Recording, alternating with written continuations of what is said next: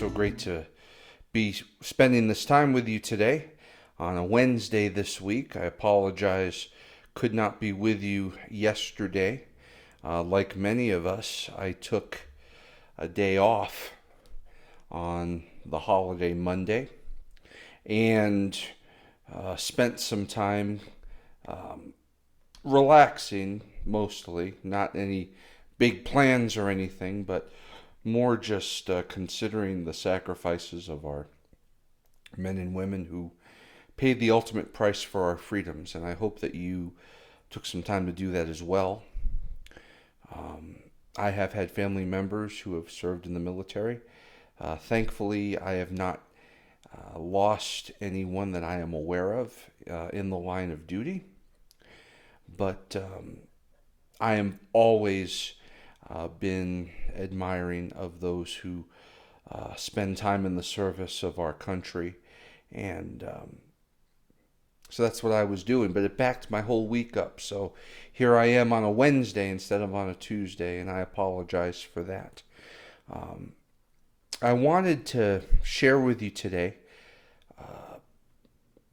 I'm part of, among the many other things that I'm doing, I am part of a reading group. And the book that we are reading in our reading group is A Celebration of Discipline by Richard Foster. I first read this book some 20 years ago. It's been a classic in Christian circles.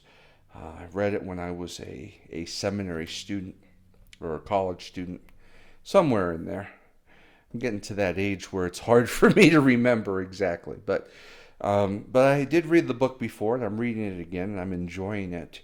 I am a student of discipleship, and part of the reason for that is because it's the vision that I am casting for my church. We're trying to encourage everyone to be disciple-making disciples and being salt and light in our community. So that's part of it. But the greater part of it is resident in that word disciple is the same root as discipline. And what I find, the more that I study, the more that I read on this topic of discipleship or discipline, what I find is that it is necessary to possess a level of discipline if you are going to make it as a child of God, if you're going to actually be a Christian and not just a spectator of religion. Dietrich Bonhoeffer, German pastor. I read his book many years ago called The Cost of Discipleship. And the thesis of that book really is when Christ calls a man or a woman, he calls that person to come and die.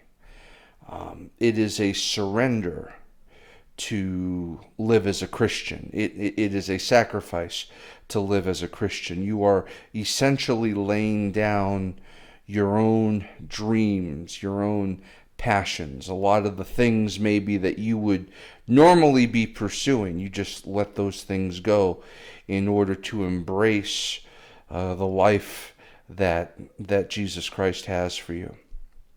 So I'm happy to be reading this book on a celebration of discipline.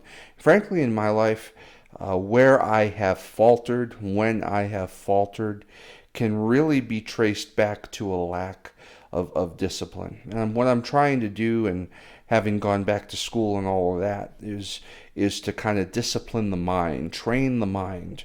I want to make the best use of my mental faculties. Well, I still have them. But beyond that, there are muscles in our lives. Just like, if you begin an exercise program, you have difficulties when you're starting out, because when you're starting out, you're using muscles that you have not engaged in a while. And when you do that, it takes some getting used to. There's pain involved. Okay? And it's no different really when you're learning to discipline yourself towards a life of holiness and living right before God. You're using muscles and employing skills that you have not in a long time, perhaps ever. And so when you do that, it can be a painful growing experience. The good news is, with an exercise program, eventually the muscles are trained, and they hurt a little bit, but when the hurt stops and the muscles begin to heal up, they end up being stronger, and you're able to push yourself physically to do more of the same exercise movements. And I find that the same thing is true in Christian disciplines as well. When you get started initially, it's difficult, and there's some pain involved because it pulls you away. Things like prayer and solitude and fasting and worship and all these other things that Foster's book talk about. It forces you to sacrifice time in the pursuit of what makes you feel good in order to embrace the very best that God has for you. And so I'm enjoying this book. This book is challenging me, and the chapter that we are going to be considering tonight in book group is this aspect of prayer. And a lot of folks struggle to pray. Well-meaning individuals struggle to pray. And I think one of the points that Richard Foster makes in his book, which I have experienced personally in my life, is a lot of times we make too much out of this idea of prayer. Prayer is the mode of exchange in a relationship with God. It's an exchanging of ideas. It's an exchanging of thoughts and what an expression of what's in one's heart to God. It's not so different from other relationships that we pursue in a natural sense. You have friends, or you have boyfriends or girlfriends, or husbands and wives, or family members. You get to know one another better because you talk to the person and you listen to the person. When we think of prayer, we think of it as we have to carry the conversation, because we don't hear the voice of God readily. It's hard for us to discipline ourselves and silence ourselves enough to be able to really hear what God's trying to say to us. And I think that's part of the problem we have when we talk about prayer. I've never heard anybody say ever that they prayed too much. I've heard a lot of people say that they feel like they don't pray enough. And I think where that comes from, it's a couple of things. Number one, there's kind of a prideful kind of carnality that's there. And it, you could say reverse pride. Well, reverse pride is pride at the end of it. But it's kind of this comparison game, comparing ourselves amongst ourselves. We read about people who pray multiple hours a day, and we feel like, well, because we can't do that, that whatever prayer that we engage in is not really worth very much. Nothing can be further from the truth. I'm not going to give you an excuse for this kind of cheap praying or praying on the go. And one of the things, I read a different book recently that challenged me. It was something I was reading for school, actually.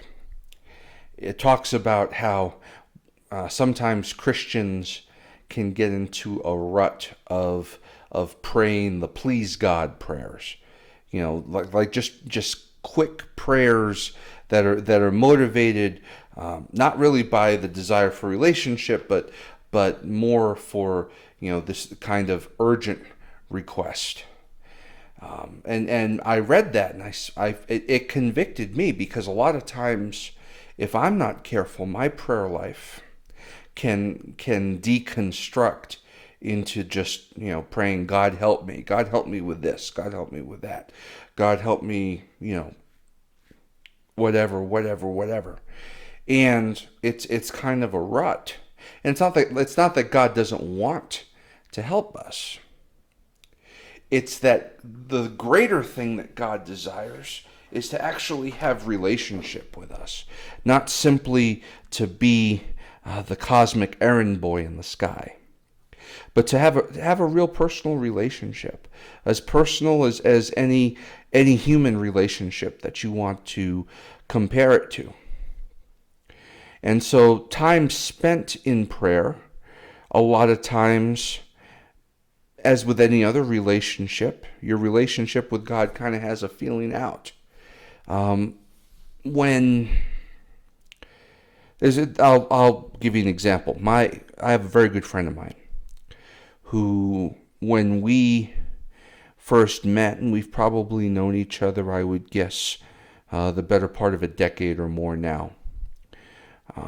But the first time that we agreed to get together for coffee, and I remember that there was a bit of a getting to know you type thing. I can't recall, as I'm sitting here talking to you, who it was that extended the invitation for coffee. But needless to say, the first time we're in the coffee shop and we're sitting across from each other, it becomes very kind of stilted or jilted conversation, because we haven't known each other long enough to really develop a flow to conversation. We don't know much about each other's lives. We haven't learned a whole lot about what makes the other one tick. And so when you're in those initial stages, conversation can be difficult to come by. It's not so different in our prayer life. And we can say all day long that we love God, we love Jesus, etc., and we can, do all the things that we know how to do to show our love for Jesus. But when it comes right down to it, what Jesus desires is, Jesus would like to have a conversation. He'd like to just hear from you what is in your heart. And when you get used to the medium of conversation, then it opens up an avenue for him to talk back in various ways. And the talking back process sounds crazier than it actually is. A lot of times, it can be words. It's also often impressions. It's also often things that are memories that come back, that are brought into your mind, that kind of inform what you're talking to God about. The larger point I'm trying to make is that we put a lot of stock in the talking aspect, and we don't spend as much time listening. I think primarily because we harbor doubts that God really wants to talk back, you know. And I want to let you know that, yeah, God wants to interact with you. You know, God doesn't ever want you to feel like the words that you pray just kind of bounce off the walls and the ceiling. He's hearing you. He understands what's in your heart. You can't put anything over on God. Okay? If you say something to God and God knows that the words don't match the music, so to speak, that's going to be, he sees through that very easily. But I think for those who struggle to pray, sometimes a reverent honesty can go a very long way. To lay it out before God and just, not try and pray and sound real spiritual, but just to be very, very forthright, not irreverent, okay, not flippant, but very respectful, very very honest, and just laying things out before the Lord and allowing the Lord an opportunity to bring a measure of peace into your life, if only to say that he hears you and he understands. I think that's a good start. Over the years, with my friend back in Massachusetts, we got together for coffee regularly, several times. And the conversations got easier, and they began to flow more. And now we're close friends, very close friends. And the prospect of close friendship exists for you with God as well. God's not just sitting up in the sky kind of dispassionately pushing buttons and making the world go round. He's really interested in where you're at, and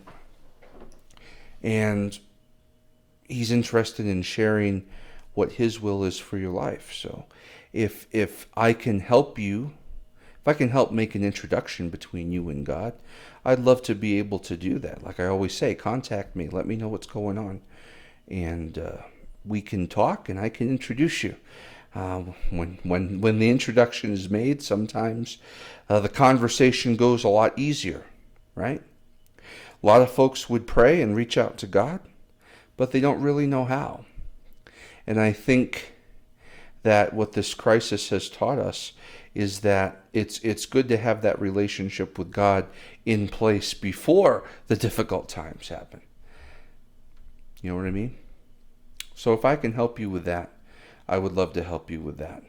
And I'm continue to be grateful to everyone who takes the time to spend in this forum, listening and hopefully getting encouragement from our times together. And I know that I get encouragement as well, being able to share with you. So God bless you. Keep the faith. We're heading into June very soon. Summer is on its way, and hopefully we can get through the end of this tough time and we can continue on with all the blessings that God has in store for us. So take care, and we'll see you next time.